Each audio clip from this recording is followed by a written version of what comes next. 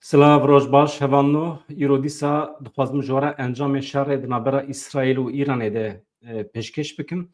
Bi vê ve girêdayî li Stenbolê civîna Wezîrên Karê Derve yên dewletên Bisulman pêk hat. Tayyip Erdogan jî li wî derê axivî. Elbet şerê ku îro heye weke êrişa İsraîlê pênasê kir, şermezar kir. Weke dewleteke hov pênasê kir. Gotinê Tayyip Erdogan yên di derbarê İsraîlê de naxwazim dibarê bikim lê nûçe bi vî şeklî ye. Wekî din gelek bûyer hene ji xwe em dişopînin ev du sê rojin ez hewl didim bişopînim hewldana dewletên Ewropî yên ji bo bidawîkirina şer.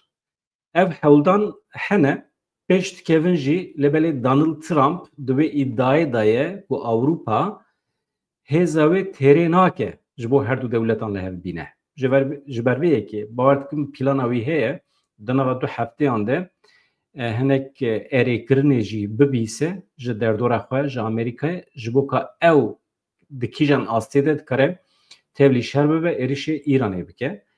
Ew ê hinekî İsraîlê bişopînin hin çek û sîlah di destê İsraîlê de hene nehatine ceribandin. Niha her du hêz çekê xwe diceribînin. Heta niha neketine şerekî nava şerekî ew xwasan mezin. Uzanin İsraîl êrişê Filîstîniyan kir lê çekên pir giran bi kar neanî. Çekên wisa mezin konvansiyonel dewletekî li hember dewletekî wisa bi mûşekên ku dikarin rê li ber komkujiyên mezin vebikin hê neceribandine. İran jî li bendê ye. Çünkü merv hemî tiştên di dûrê xwe de dernaxe ranaxe ser masê. Ew hene li bendê ne. Ez hinek li peyama we binêrim ka deng baş e, her tişt baş e, süper mala we ava. Ez ji we re spas dikim ji bo eleqa we ya ji bo vê kanalê her hebin. Hemî hevalên me, dostên me ê ku li vê kanalê temaşe dikin ji kerema xwe re ji bo piştgiriya me bibin abone bi hevalê xwe re par vekin. Em ji we re bêjim kanala yekem ya nûçe ne ku di cîhana YouTube'ê de wekê me kes bi Kurdî bi îstikrar çênake. Kî radibe bi Tirkî çê dike, kî radibe bi Erebî çê dike. Kurmancî ez dibêjim qey rojane tune ye. Hevalên me rojnameger ku rojane wisa ji we re bülten pêşkêş bikin ji cîhanê agahiyan parve bikin heval û dostên rojnameger bîne vê derê bike mîvan şîrovê wan bigire. Ev xebatek hinek giran e. Kurmancî kes xwe nade berê çünkü di wê îddiayê dane kurmancî nayê temaşe kirin. Weya heqaret e li Kurdan ez dibêjim. Nexweşe yani mirov nikare îthamek wisa li Kurda bike. Yani kanala xwe kurmancî çê dikî Kurd temaşe nakin, li Kurdî temaşe nakin ji ber vê ji bo zêdetir were temaşe kirin em Tirkî tercih dikin. Nexweşe. Ez rast nabînim. Tamam, bidomînin. Ha hevalên ku Kurdiya wan têrê nake Tirkî çê dikin ew xebata wan e, normal e. Normal e, ew normal e. Ez ji wan re tiştekî nabêjim ama heval kurmanciya te têrê dike. Tu Kurdperwerî jî. Tamam. Tamam. Kurmancî çêke. Bila edetek çê be nava milletê me da. Xweş e. Ev jî hinekî girêdayî wê ye. Ya vê meselê hinekî pêş xin. Vê meselê hinekî pêş bixin ji bo ew bibe. Yani millet bibîne teşvik bibe. Ku hûn bi xwe di destê we de ye. Û vê kanalê mezin bikin û em nîşanê dunya alemê bidin ku kanalên Kurdî jî tên temaşe kirin. Yani ez naxwazim bibînim ku kanalên Tirkî bi 100,000 abonê wan hene ê hevalê me Kurd dibêjim. Ne rojnamevanên Tirkî temam ew derdorê wan berfireh hin tên temaşe kirin. Heta milyonan jî diçin. Ama hevalê me rojnamegerên cîhana Kurdî ku bi Tirkî yan jî bi Erebî weşanê dikin ji me zêdetir tên temaşe kirin. Nexweşe, nexweşe. Tamam hevan ez hema bülten ji we re pêşkêş dikim. Ew qas bes e, ez dibêjim banga min yan jî rêja min ji we. Em hema bi çi dest pê bikin? Civîna li Stenbolê Civîna li Stenbolê erê. Em hema wisa dest pê bikin û biçin heta ku hevalê me komîser hebûn. Hevan no. Ev 51 carin Konseya Wezîrên Karêder ve ya Rêxistinên Hevkariya İslamî li hev kom dibe. Salê li welatekî li hev dicivin û salê dewletekî dibe serok. Wezîrên Karêder ve Tirkiye Hakan Fidan jî, Serokkomarê Tirkiye Recep Tayyip Erdogan jî tevlî civînê bûn. Her yekî ji wan axaftina xwe pêşkêş kir. Wezîrê Karêder ve yê Îranê Abbas Araghçî jî beşdar bû. Civîn di serdemekê krîtîk de ku alozîya şerê Îran û İsraîlê derketiye holê têl darxistin. Zêdetirî çil wezîrên Karêder ve yên welatên endamên Rêxistina Hevkariya İslamî tevlî civînê bûn. Ev yek wekî beşdariya rekordê dîtin. Zû daye ew qas bi xurtî tevlî bûn çêne bibû. û çavlerêya di civînê de di derbarê şerê İsraîlê yê li ser Îranê de rûniştinekî taybet jî were li darxistin. Rewşa dawî ye li Xezayê. Hewldanên ji nû ve avakirina Xezayê. Gavên ji bo çareseriya du dewletî û zêdekirina hevkariyê ji bo pirsgirêkên ku tesîrê li civaka Müslüman dike, rojevên sereke yên civînê ne. Türkiye serokatiya Rêxistinê dewr girt. Beryana hat di destê Kamerûnê de bû. Di civînê de ji bo salekî serokatiya demkî ya Konseya Wezîrê Karêder ve Rêxistina Hevkariya İslamî ji Wezîrê Karêder ve yê Kamerûnê dewr girt. Wekî din Rêxistina Hevkariya İslamî berê wekî Rêxistina Konferansa İslamî dihate nasîn lê 25 îlona 1960 nihan li Rabatê wekî bertekeke li hember şewtandina Mescîda Eqsayê ya li Qudusa Rojhilat hatibû damezrandin. Weke reaksiyonekî hatibû avakirin. Türkiye yek ji 25 endamên avaker ê Rêxistinê ye. Niha 57 endamên Rêxistinê hene. Piştî netin yekbî duyemîn Rêxistina siyasî ya navhikûmetî ya herî mezin e. Netin yekbî Rêxistina herî mezin e adiqada navnetewî de ev jî duyemîn Rêxistina siyasî ya herî mezin e. Ku tenê ji dewletên Müslüman pêkite. Ha çiqas bi tesîrin biryarê wan çiqas pêkitin ew meselekê din e. Yani ew ez di şüphê da me. Merov yekî çiqas rast e merov navê dewletên İslamî li xwe bike. Yani İslama siyasî merov çiqas bixeroze ew jî pirsgirêkekê merov dikare rojekî din nîqaş bike. Rusya, Bosna Hersek, Tayland, Komara Afrikayê navîn, Komara Tirkiye ya Kıbrıs'ı yani KKTC ew jî di nava Rêxistina Hevkariya İslamî de cih digirin lê statûya wan cuda ye, statûya çavdêr in. Ji ber şerê Îran û İsraîlê tevgera bazirganiyê li deriyên sînor ên Îran û Herêma Kurdistanê Sispiye ev nûçeyekê din e. Niha civîna li Tirkiye em bi dawî bikin civîna Tirkiye gelek kes axivîn bi taybetî şer hate şermezar kirin yani êrişa İsraîlê hate şermezar kirin. Bang li İsraîlê hat kirin ku sistema du dewletî qebûl bike. Yani hem İsraîl hebe û hem jî dewletekî Filistînî hebe. Herkes qebûl dike vê yekê. Ama divê merov rastî jî bizanibe li rojhilata navîn çend dewlet belkî 57 dewletên İslam ê Müslüman hene. 22 dewletên Arab hene. Yek dewletekî cihû ya İsraîliyan tune bu heta niha ava biye.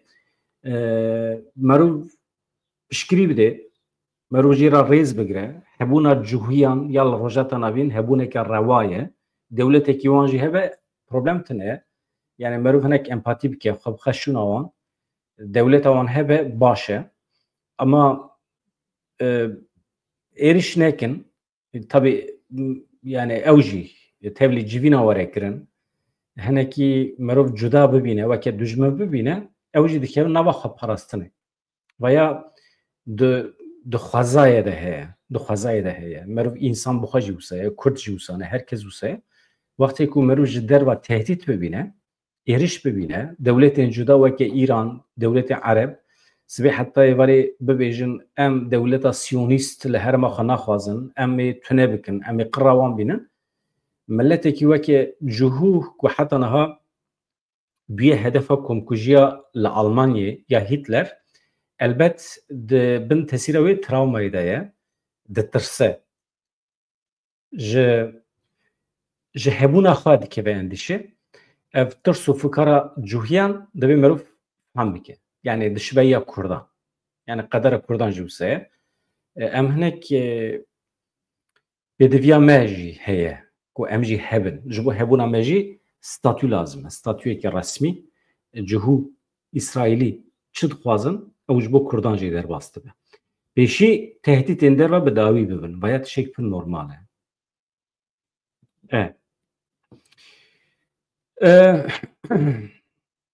يعني دولة إسلاميك واقصل هاف دجفن يعني لهمبر إسرائيل نخشه مروف فنك هبونا واجد بي قبول بك نا هوامنا تأثير شر إيران وإسرائيل يال سر هرمي يال سر أوروبا مدو جوارا باسكر بو تأثير لسر أوروبا خانشاندا دنا به هفته دا خانشاندا بهای پترول زیاده بو لترکیه جی مازوت بقاسی یا مازوت یا بنزین بقاسی 3 لیره بلند بو مثلا آنها جبوت بکاری بی مازوت بخی عربا خواه لیتره کی بقاسی 5 لیره 5 لیره تو دوی مازوت بخی عربا خواه یعنی 10 لیتره دیگه 500 100 لیتره دیگه 5000 yani evde çi mane 100 litre benzin tu bixi araba xwe tu çend kilometre tu çend roja da çi karte li gorî hesabê ku me kiriye patron eger karkerekî ji bo her roj here karê xwe were ancak perê meaşê wî têra benzin dike li Ewropayê ne wisa ye li Ewropayê mirov yek saetekî xwe mirov bixe benzînê tu dikarî 100 kilometre herî werî problem tune yani tu bi saetekî xwe erê 20 euro qezenç dikî li Ewropayê tu dikarî 100 kilometre herî werî li Tirkiye ne wisa ye li Tirkiye divê tu yomiye xwe bidî yani hey saetê xwe tu çi bi dest dixî yomiye xwe tu bixî benzîn ancak pê herî kar û werî ji ev jî zulm e li karkeran li civakê Civaka Tirkiye serî hil nade. Niha krîzekî aborî heye li Tirkiye bi salan didome ama kes serî ranake. Vatan Millet Sakarya, hamaset, slogan, dijberiyel Kurdan, di şerê li hember Kurdan de bi milyaran dolar pere xerç kirin, mesref kirin. Bombê ku davêjin ser Kurdan. Êş li aliyekî, aliyê aborî ve yani millet li dij der nakeve. Ji ber vê ez ber Tirkiye nakevim. Türkiye müstahak êriş werin ser Tirkiye jî nexema tu kesekî nexema min qet nebe Türkiye ji binî ve helweşê jî heq dikin bi temamî sedem êrişa ser Kurdan e tiştek ku dixwazim bibêjim encama şerê İsraîl û Îranê ji niha ve diyar biye kifş biye li Türkiye derkete holê niha bi benzîn mazot dest pê kiriye hêdî li ser berhemê din jî xwe nîşan dide li Ewropayê jî bi vî şekliye hêdî bahabûn çêdibe ama civak pê nahese civak serî ranake civak li hember şer dernakeve weke maça futbolê tenê ji xwe re alî digirin û perê wan jî diçe zar û zîçe wan feqîr dibin keda wan roja wan tê dizîn ji azadiya xwe bê par dimînin ji tetîla xwe bê par dimînin tabii ki insan jî tên kuştin di nava şerda ew meselekî din eşxwe ama insanê ku vê derê li çepikan didin ji wan her du dewletan re ê alî digirin zanibin ku ji bêrika wan diçe ji ked û emeka wan diçe ew wî fehm nakin encama wî li ser başûrê Kurdistanê jî heye ya min dixwest ez bibêjim ew e ji ber şerê Îran û İsraîlê tevgera bazirganiyê li deriyê Sînoriyê Îran û herêma başûrê Kurdistanê sis biye bi dehan şoferên kamyonan barhilgiran ev çend rojin li benda balakirina berhemê xwe ne şerê Îran û İsraîlê bandûrekî rast li ser tevgera bazirganiyê ya di navbera Îran û Kurdistanê de kiriye li deriyê Sînor weke numune baş maxe bi dehan tir barhilgir ev çend rojin rawestiyane li benda zelalbûna rewşê ne niha ji ber şer li ser Sînor kontrol gelekî zêde biye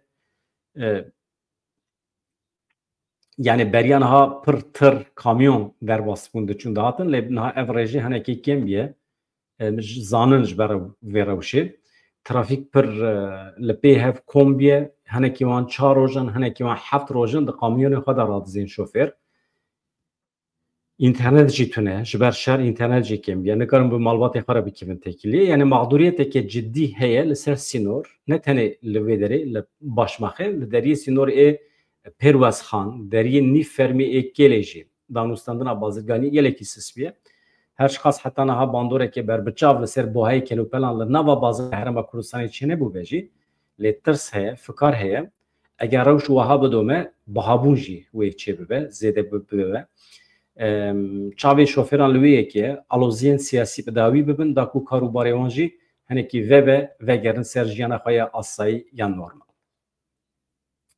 Rewş wisa ye me gotibû bandor herî zêde ji li herêma me dike li însanê me dike. Niha encama şer aliyê aborî ve ev e lê aliyê wendakirina canî ve jî heye. Em binêrin Wezareta Tenduristiya Îranê çi dibêje çawa agahî daye di derbarê encama şer de.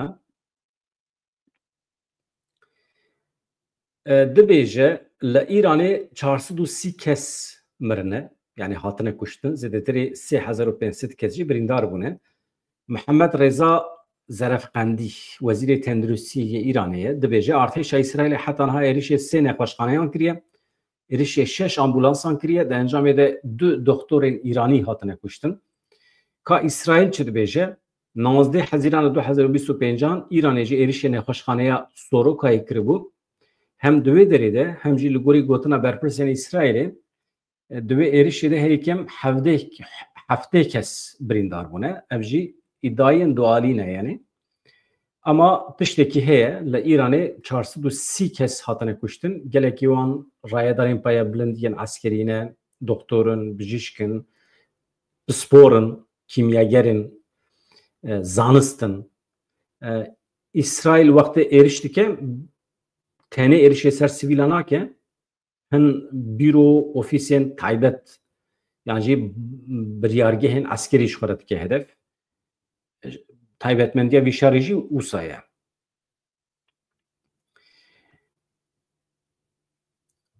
Wezîrê Karê Derve İsraîlê daxuyaniya wî jî heye Gidon Sar diyar kir ku êrişên esmanî yên İsraîlê Quvweta Îranê ya çêkirina bombeya atomî bawekî berbiçav lawas kiriye. Li aliyê din Amerîkayê jî gefan li Tehranê xwar. Niha bi Ewropa hewl dide navbenkariyê bike li Îran danûstandinê red dike. Gidon Sar ragihand ku êrişên esmanî yên welatê wî yên li ser Îranê bernameya wê ya atomî herî kêm 2 salan bi paş xistiye. Yani ew qas însan hatin kuştin. Ew qas malwêranî çêbiye wê hê jî çêbibe heta niha divê îddiayê dane ku Îran tenê 2 salê xwe wende kiriye. Ama ez bar nakim Îran yani Îran wê razî be. Îran qebûl kiriye ku bernameya atomî di çekan de bikar neyne. Niha bernameya atomî çi ye? Atom çi ye? Nükleer çi ye? Devletên dünyayê çima ew ditirsin ji Îranê? Gelo İran devleta bi tenê ye ku wisa xwedî bernameyekî atomî ye yani İsraîl, Çîn, Hindistan, Türkiye welatên din gelo çi qas di nava vî karê atomî de ne? Bandora atom çi ye? Bandora wî çi ye? Wana hemî ez dixwazim analîz bikim bi hevalê me Burhan Erdem re ew bi salan e li ser vê mijarê dixebitim rojnamegerekî beşa cîhanê ye îro ez pêr axivîme niyeta me heye em di derbarê vê meselê de yani sedemê esasî şer de em bernameyekê taybet çê bikin bila bala we jî hebe bala we jî li ser be Burhan Erdem wextê hat bû mîvan ya îşev ya sibê ya dusbe yani ez ê xeber bidim ez ê reklama wî çêkim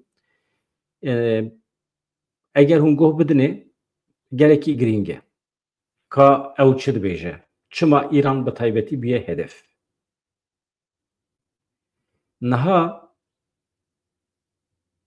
hevan îro gelek nûçe ji were berhevkirine li bendê bin me gotibû çi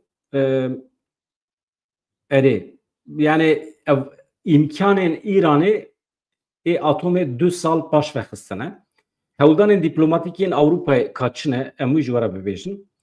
Duh Wezîrê Karê Derve yê Almanyayê جوهان وادپول وزیر کاری درویه بریتانیا داوید لامی وزیر کاری درویه فرانسه ژان نوئل باروت نونرا بلندیا پولیتیکاین اولیکاری و کارو بارین درویه یکتی اروپا کاجا کلاس شاندین پیره لجنیور لسوئیسری وزیر کاری درویه ایران عباس راقچی را جویان ژان نوئل باروت یعنی وزیر فرانسی دبیجه مج وزیر ایرانی را جیرا گوتیه مجی خواستیه بی کل بند راوستاندنا ایرشان بمینه لسر دانستاندنان به همو آلیاره دناو آمریکای را دناو آمریکا جی بفکره یعنی بری کو شر راوسته ورن سر ماسی هم بمره هم به آمریکیاره هم بجرن هم نقاش بکن یعنی دانستاندنان مذاکره هم بدن دست بکرن عباس عراقچی پیشتی جیبینی جمدیه آمریکای را گوت حتی کو دستریجی بردوان بن ام آماده ننن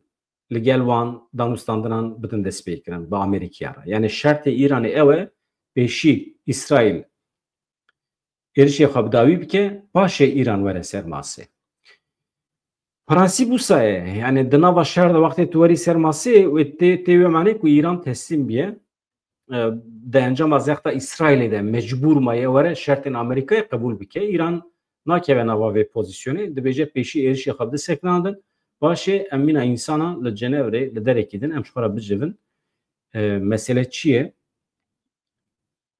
بداوی کرنا برنامه اتمیه یان اتم کنگی کدری چوا ور بکارانین بیا مرد کارانی خاش بکه tabi دونالد ترامپ جوان هولدان دیپلماتیک ناراضیه çünkü بیوی هاتیه دست بیکرن دبیجه ev خبات بکری تو تشتکی ناین ایران نخوازه با اروپیان را له بجوه ام دخوازن دبی او دخوازه به مره بجوه او یعنی ایران دخوازه به مره باخفه مخاطب اساسی ایران امن اوروپا نکره دوی مجرده به عالی کار دبیجه دونالد ترامپ هوانون فرماندار گشتی قصده مظلوم عبدی بیاننامه‌وی هیجیتی اخفتن هیجیتی گوتن دو قسمکی مبواره پاروکری بو لی ایرو هنک ازیسا اوسا بکرتی بس بکم که فرماندار کردان ایل روژاوی کردستان کچد بیجه از لپیامی و بنیرم که تشتکی تکنیکی فلان قناه پروبلم که به هون من شیار دکن لوی دری بسیک نستیم جمعی پرسی و هفن پر بکیف خاشی برسه دادم تو درباره چی داده ببلا داده امی منه یا ام خب خانه یعنی دیسا جوار ایجاد کم حقیقتا جبو من گلکی گرینگه مسئله کی مهمه یعنی هون وی قناله بپیش بخن ببن آبونه مثلا مهکیه ام 17,000 دمانه پیش یعنی تقازم بچه 20,000 50,000 پر نزیده یعنی 50,000 انسان ببن آبونه یوتیوب زود کاره چه به یعنی تشتکی عنوان داناکن اون تنه دبن آبونه قناله کی کردی و دره تشتی پر رادیکال جیتونه جالی قانونی و تشتکی و بخ زوری جیتونه شو اجی هنکی بالدارم مثل مجاره هول dedim به عالی تبیگرم هول dedim به قناله کی نتوی هول dedim جی بدم herkesi ne tane fikreki ne tane aliye ki Kurdan hemmi aliyen Kurdu Kurdistani karın varındı ve kanalede xay ifade bikin perseveji be hakaret az heval zanın az bersiv dedim hemmi persan ama hakaret küfür hebe az nikarim ragrim çünkü ne tarzımına ne adetimine düşmeniye ki rast ne xoşe dikari rexne biki ama düşmeni icat nake Kürt nava xweda nikarim bibin dijminê hebûdû. Ev destê me da ev lûksa me tune ye. Fermandarê giştî yê Qesedê ez vê nivîsê rakim. Erê. Hevan.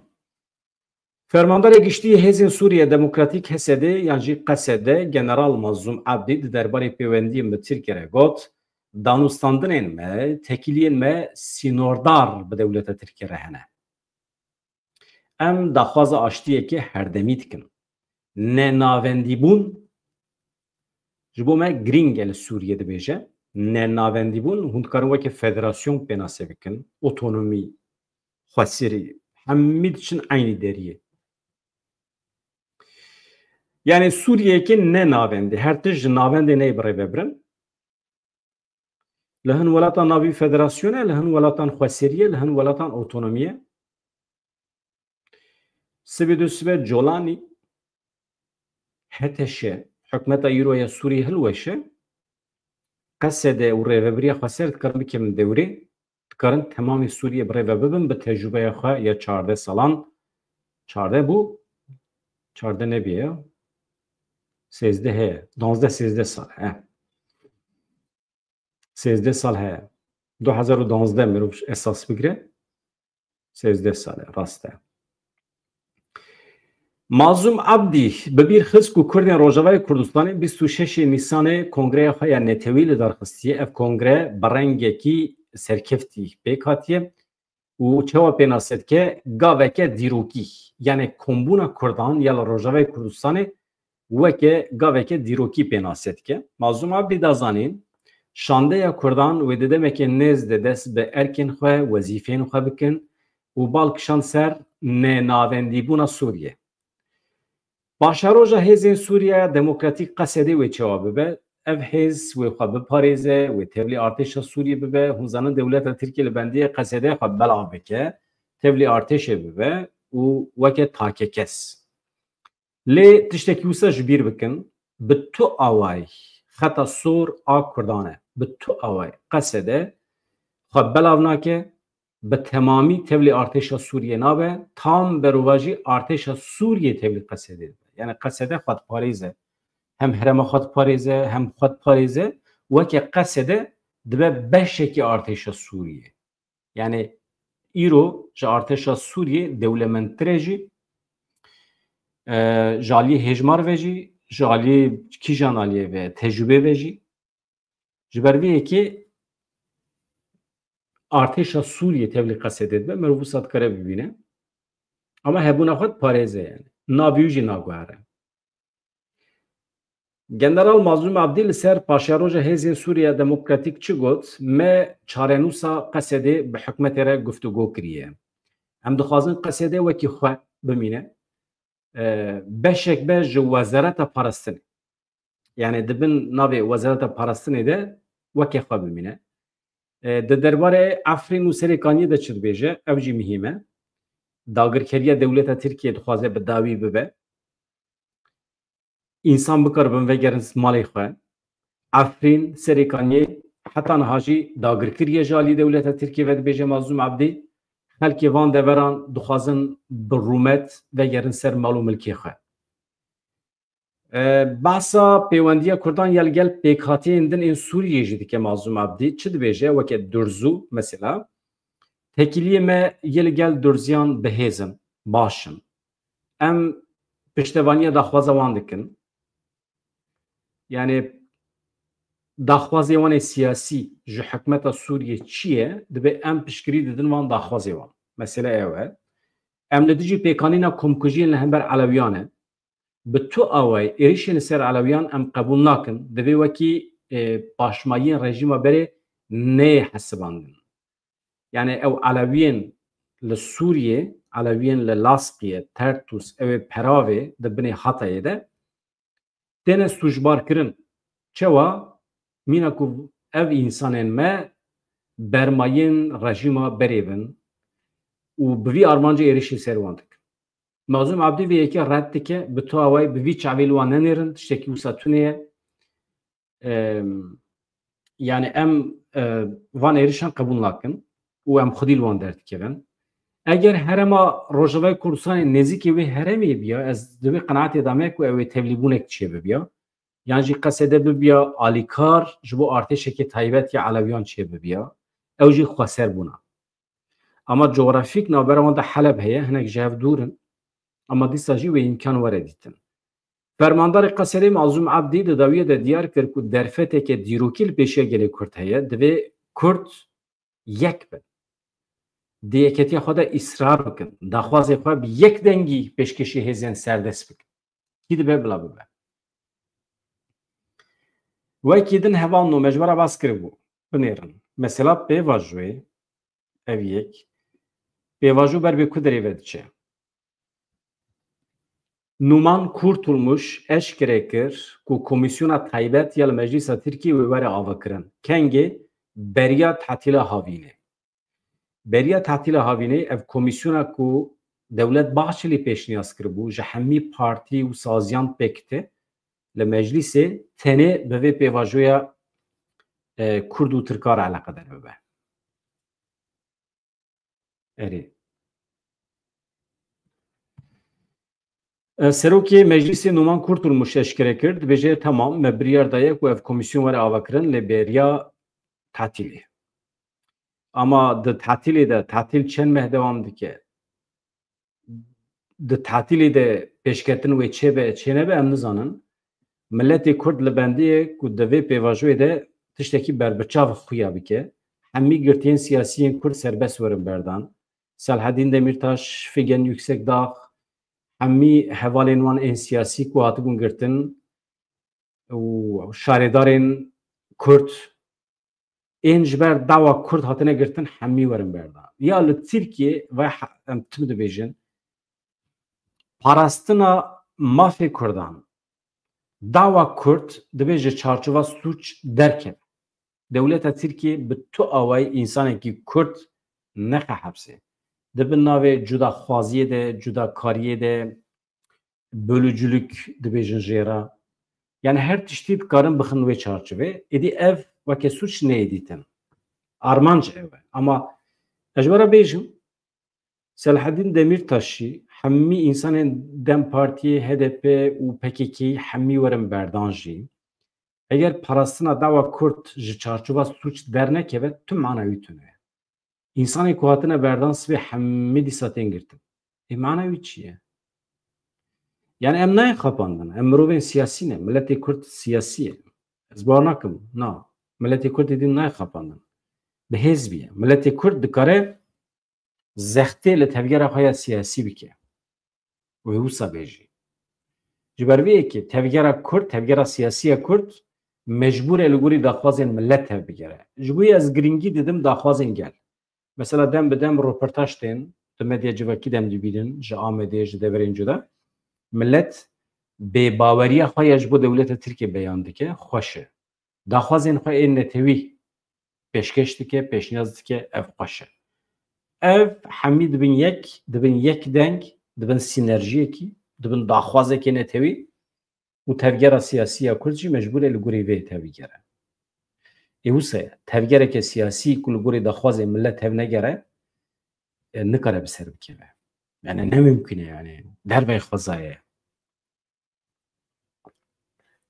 Tevgerên siyasî mecbûrin pişta xwe bidin daxwazên gel. Rast e ne rast e? Rast e. Bêjin rast e.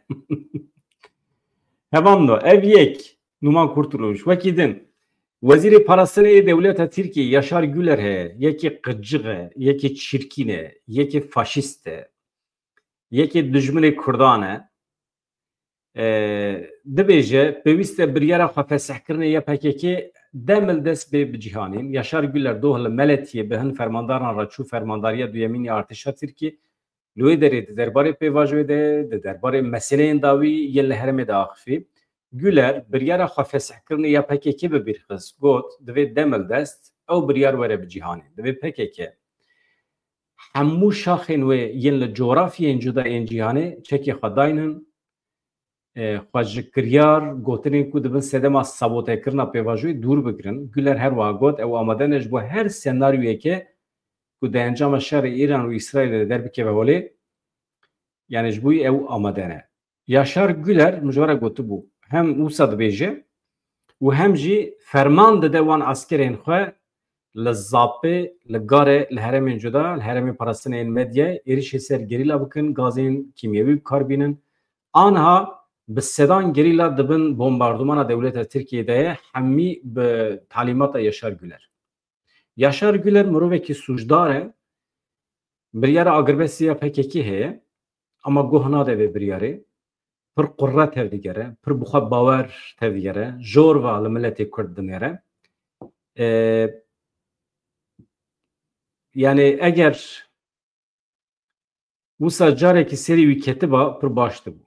او دیمنی کو اول بنده دیمنی تسلیمیت ای گریلا خوازه ببینه به دست بخواه پیشکشی جواکا ترکیه بکه چه دبه بلا ببه اگر دبه او نبو خودی به دیمنه ملت کرد اگر بریار دابه devj şerê çekdarî berde jî dibe wan dîmenan pêşkêşî dewleta Tirkiye neke asla tucar. Yani milletê Kurd nikare rake. Milletê Kurd psikolojiya milletê Kurd nikare wan dîmenên teslîmbûnê ragire. Yani ew çek û sîleh malê milletê Kurd e êdî teslîmê Pejakê tê kirin, teslîmê Qesedê tê kirin, teslîmê Başûrê Kurdistanê tê kirin ew meselekî din e. Yani Kurd malê xwe dibe malê Kurdan e. Asla teslîmê dewleta Tirkiye nayê kirin. Tiştek wisa tune ye. Ez psikolojiya milletê Kurd zanim. Yani şertekî wisa da tek çûne. Ne mümkün e. Çünkü milletê Kurd çek û silaha xwe weke namus dibîne. Yani ew dîmen tu nikarî rakî. Hevan no. Rast e ne rast e? Bibêjin rast e canan. Ma dünya xira dibe.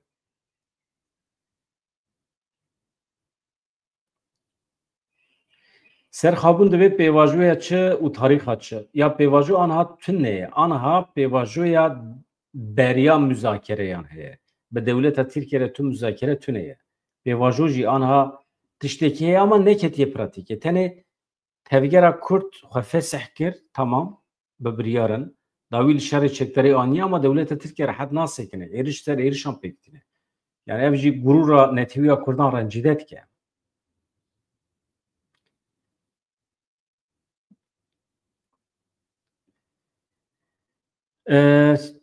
Kaz binêrim nûçeyê min hene ez wan jî bi dawî kim werim vegerim cem we me çi gotu vekî din di derheqê Şeh Saîd de ya ev Yaşar Güler dev jê berdin însanekî faşîst e ez suç di wî de jî nabînim ne suçê wî ye jî dewleta wî faşîst e mantiqa wan tê de zulm heye zalimin ji bo wî ferdekî Yaşar Güler îro heye sibê mirar dibe ne mesele ye ew derdê me ne yani. Komeleya piştgiriye ya çand û perwerdeyê ya Şeh Saîd li navçeya Sûriyê Amedê bi boneya salvegera bîranîna Şeh Saîd komxebatekî li dar xist deqekî ez hema derheqê wî de agahiyan bidim we navê komxebatê li Kurdistanê 100 sal heqîqet, edalet û aştî bi vî navê komxebatekî li dar xistiye di 100 saliya darvekirina Şeh Saîd û hevalê wî de به پیشنگی کمله پشکری و چند و پروردهی یا شخصی تل و هتل کی نافچه سور آمده کم خباته کی تل درخستن هفسروکا پارتیا DBP چیدم کلشکینو چار هفسروکا رئیسنا دم پارتی یا آمده گلشن özel parlamenterin dem partiye hevşaredarın bajarı mezen ya آمده Doğan Hatun endamın gelek sazi و rexsin sivil tevlive kom xebate bun Serokê Komeleya Şeh Saîd Qasım Firat axatina destpêkê kir. Qasım Firat xêrhatina hemû mîvanan kir, got 100 sal berê bi pêşengiya Şeh Saîd serhildanê destpê kir. Şeh Saîd û hevalên wî însanên zana bûn, wan li dijî înkar, bişaftin, astîmülasyon, wan li dijî zilmê serî hilda. Lê li Serhedê, li Amedê, li gelek deverên cuda civîn pêk hatin wê demê. Armanca wan ew bû ku gel şiyar bikin, birêxistin bikin, pişrajî li hikûmeta Enqerê dawa mafê gelê Kurd bikin. Lê çi bû mixabin di 13 Sibata 1924 de di encama provokasyon û fesadiyekî de dek û dolaban de çend hev eskerên dewleta Tirkiye têne kuştin, berê ku xwe rêxistin bikin, serhildan bawekî mecbûrî dest pê kir. Serhildana Şeh Saîd ne hazir bû, bi rêxistinkirî nebû ama mecbur bûn serî hildin ji ber ku çend asker hatin kuştin. Qasım Firat da zanîn ku îro pêvajoyekê muhîm li Welêt dest pê kiriye. Pêwîst e di vê pêvajoyê de gelê Kurd û Kurdistanê yeketiya xwe xurt bike, herkes piştgirî bide vê pêvajoyê. Kom xebatê piştî axaftina Qasım Firat ji çapemeniyê re girtî dewam kir. Hevan no.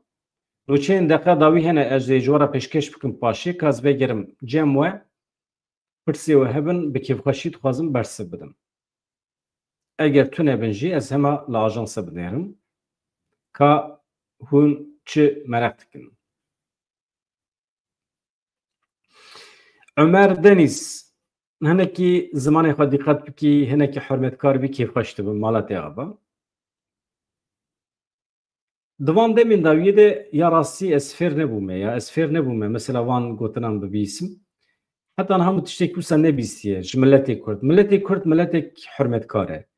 Ya edî nizanim dewleta Tirkiyê koman çê dike, ciwanan perwerde dike, birêxistin dike, berdide nava civaka Kurd, beriya medya civakî ji bo reşkirinê ez nizanim. Ama di nava milletê me de ew qas heqaret min nedîtiye. Li şehîdan, li însanên fedekar, li rêberên Kurdan, min tiştê ku se nediye, pir zêde heye heqaret. Yani normal em fêr nebûne yani. Yani di edetê me de mesela rêveberên dewleta Tirkiye me heqaret li wan jî nedikiriya. Mesela Demirel hebû, Ecevît hebû, rêveberên dewleta Tirkiyeyê tev qatil bûn jî mesela me heqaret li wan jî nedikir. Ama edî van demên dawiyê zimanekî pir tûj, xirab, heqaretwerî dest pê kiriye, însan hebû di pir curde dikin ya.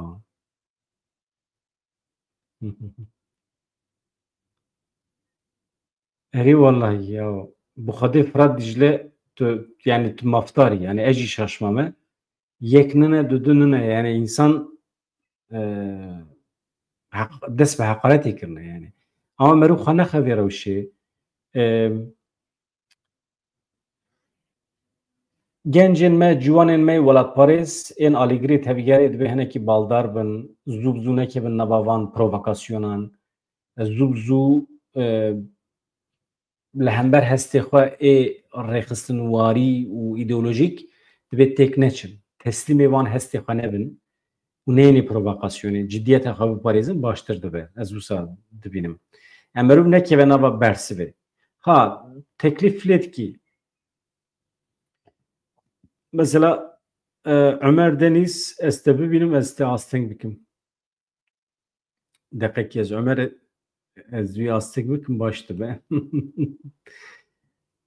Yani naxwazim mesela naxwazim insana asteng bikim. Ya tu hatî vê derê ji xwe re li me godar dikî. Ji xwe re efendî sakîn sakîn godar ke. Yani çima tu min mecbûr dihêlî ku ez te blokê bikim mesela.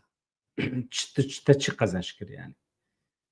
Ya nexweş e temamen. Hevan numala we ava pirsê we ez bibînim.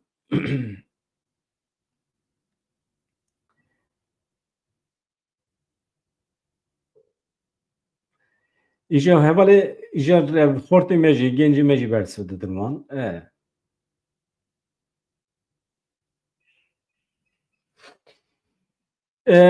Med Arîn niha li xwesteka gelê xwe godar dike. Niha ew rêberê pêvajoyekî ye, müzakerevanê sereke ye, bi dewleta Tirkiye nava müzakereyê de ye. Yek ji şertê wî esasî ew e bikaribe bi rojnamevanên Kurd re hevdîtinê pêk bîne, bi rêber, serokên eşîretan, bi rûspiyê Kurdan re hevdîtinê pêk bîne û pêvajoyê wisa bi pêş bixe. Tu biryarekî bi tena serê xwe nedaye. Tişta ku bi serê xwe biryar daye, di derheqê xwe û rêxistina xwe de ye. Binêrin. Tişta tevlî hev nekin ji kerema xwe re. Öcalan li ser navê Kurdan hê biryar nedaye.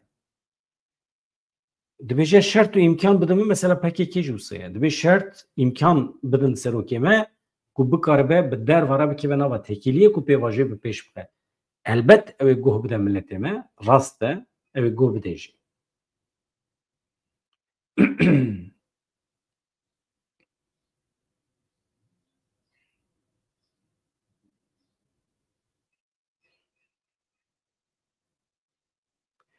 Tamam ez dibêjim qey ez hema nûçeyên deqeya dawî temaşe kim.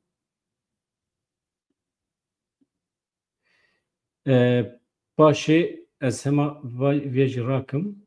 Tamam. Ez çend nûçeyên deqeya dawî binêrim paşê jî pirsê we hebin ez bersiv didim ê. Em pir dirêj jî nekin. Şexsiyet li gelek deveran tê bibîranîn.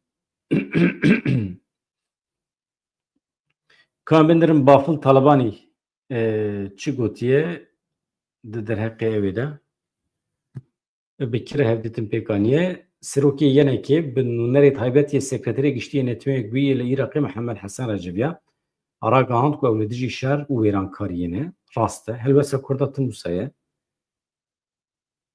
Normal e jî.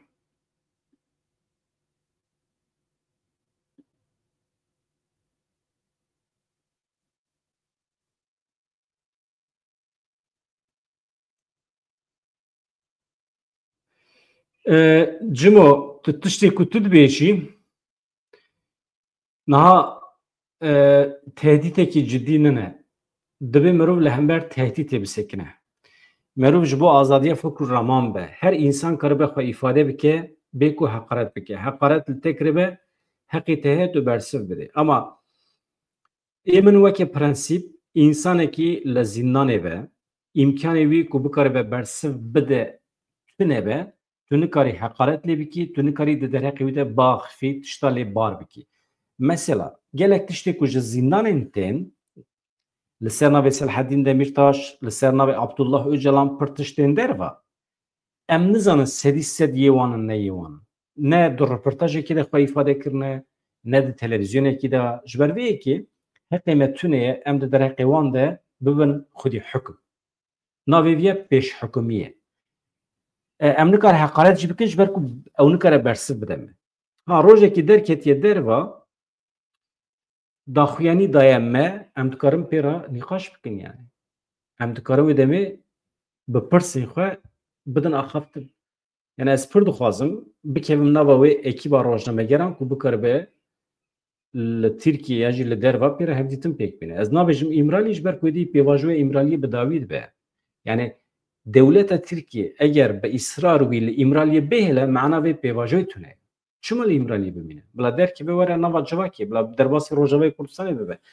Azadiya wî ya sêyahetiye çê bibe. Dewleta Tirkiye û welatên Ewropayê jî ê ku nava vê meselê dane mecbûrin wî biparêzin. Eva ye yek ji şertên vê pêvajoyê ye. Ji ber vê ji bo Selaheddîn jî aynî tişt derbas dibe, ji bo kesê din jî ciwanên me, xortên me ê ku diçin van rojnamegerên ku cuda difikirin, ê Kurd tehdît dikin veya ne baş e bi temamî divê em li dij bisekinin. Çünkü sebebî tune ye. Em nebêjin çünkü jî. Tu nikarî bibêjî tamam me dawîl pêvajoya şer û pevçûnan aniye êdî em şer nakin. Tabî ki tu şer nakî. Eger tu orta şer de bî jî, tu ji nûva biryara şer bidî destpêkirin jî şerê te dibe li hember dewleta Tirkiye be. Şerê te li hember Devlet Bahçeli, partiya wî û mantiqan nijadperest a Tirkiye be. Di nava milletê Kurd de em mecbûrin örf û adetê pir ramanî, pir fikrî bidin destpêkirin û vêya qebûl bikin, tehemûl bikin. Du wextê dest bi pêvajoyekî dikî, weke tevger, dibê tu razî bî ku hin însan li dij derdikeve. Dibê tu qebûl bikî ku hin însan pêvajoya te red dikin. Normal e. Wezîfa te ku tu însana îqna bikî. Berê ku tu pêvajoyekî bidî destpêkirin, pêşî tu zemîn hazir bikî, însana îqna bikî û moral bidî gel û paşê bikevî nava vê meselê. Ha ev pêvajo hinek wisa alelacele destpêkir ya rastî amedekarî tune bû. Pêş te mesela normal adetê tevgera azadiya Kurd çi ye? Berê ku pêvajoyekî bidî destpêkirin, normal li hev dicivin, konferansa li derdixin, bi rûspî û eşîretê Kurdan re hevdîtina pêktînin, rêberên Kurdan re hevdîtina pêktînin, ya hûn çi difikirin, em çawa bikin, em dixwazin bike pêvajoyekî wisa zemîna wî heye tune normal, fikrê însana digirî. Wextê ku her kesî got erê û hemfikir bû, tu dikevî navê. Wê demê tu dikarî biparêzî. İdeolojiya ku tu nikarî biparêzî nekeve navê. Mesela ana ez alîkarî didim vê pêvajoyê ne piştgirî dim vê pêvajoyê. Ez heta sibê dikarim biparêzim. Ez li dijî şîddetê me çima mühîm e ku merov nekeve nava şerê çekdarî müdafaa tiştekî dine, xweparastin tiştekî dine. Ez behs nakim, ew meşrû ye. Ez dikarim heta sibê biparêzim.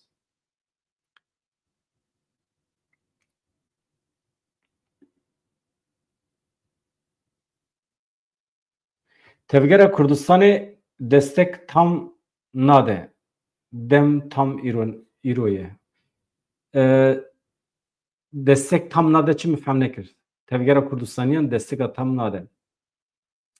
Yani tişta gavadin mi got hevanno viyam pirsa tefhem nekir.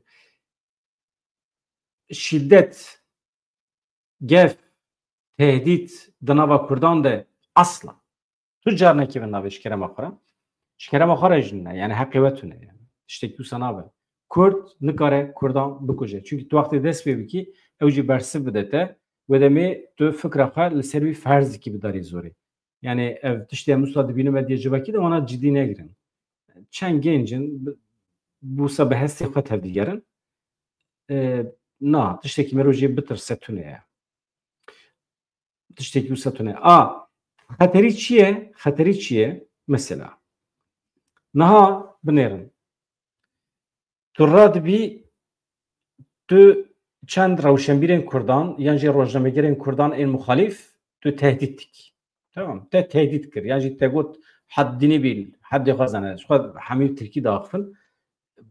Ev İbrahim Xelîl Baran jî bi Tirkî bername çêdike. Me fehm nekiriye. Yani tu jar ez fehm nakim. Ji xwe re dibe netewperwer, netewperez carekî bû mîvanê min jî di YouTube'ê de. Ya çima Tirkî çêdikî? Heqê te tu ne tu ji Kurdan re bêjî ey Kürtler ya? Tu bi zimanê serdest nikarî xîtab bikî. Tu nikarî ya. Tu nikarî bi Tirkî xîtabê bikî ey Kürtler tu nikarî bêjî. Ey Türkler bibêje mesela. Nikarî bêjî Kurdî. Yani heqaret e li milletê Kurd. Ez ji bo hevalê me rojnamegerê ku Kurdiya wan ne baş e ji bo wan nabêjim. Ji bo însanê xwewekê netewperest bînin lewma. Yani ez pir samîmî nabînim li ser vê. Çima ji bo çend kes zêdetir temaşe kirin nexweş e. Tamam belkî pêdivêya aborî heye falan. Heta derekî me rû dikare fehm bike yani. Belkî ji xwe re îmkanekî aborî dixwaze peyda bike. Belkî zehmetiyê de ye, zorê de ye. Ew jî însan e, pêdivî wê ye, normal e yani. Tamam. Heta derekî me rû fehm dike. Weke xebatekî dibîne. Ama vê meselê bila bi kar neyne ji bo wekî din çi digot?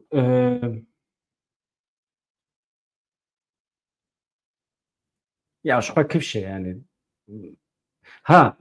Wextê ku tu rabî gef bixwî tehdît bikî sibê du sibe dewleta Tirkiye dikeve hereketê.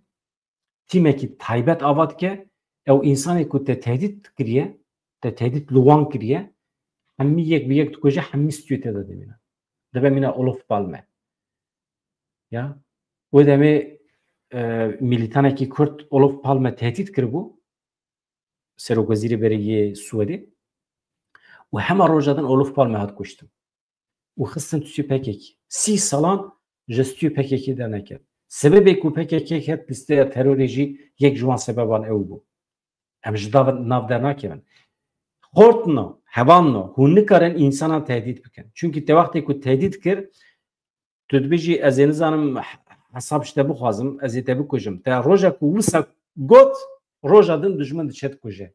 Dijmin diçe dikuje. Dijmin cî hemiyet zane. Êwê demê çi dibe dikive stûyê te. İç infaz çedibe. Çünkü Kurdekî bikuje dibe iç infaz.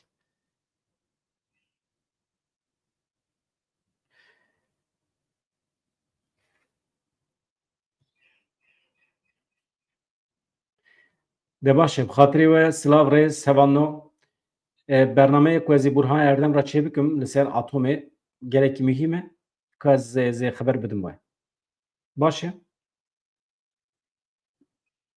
Silav rêz dem baş.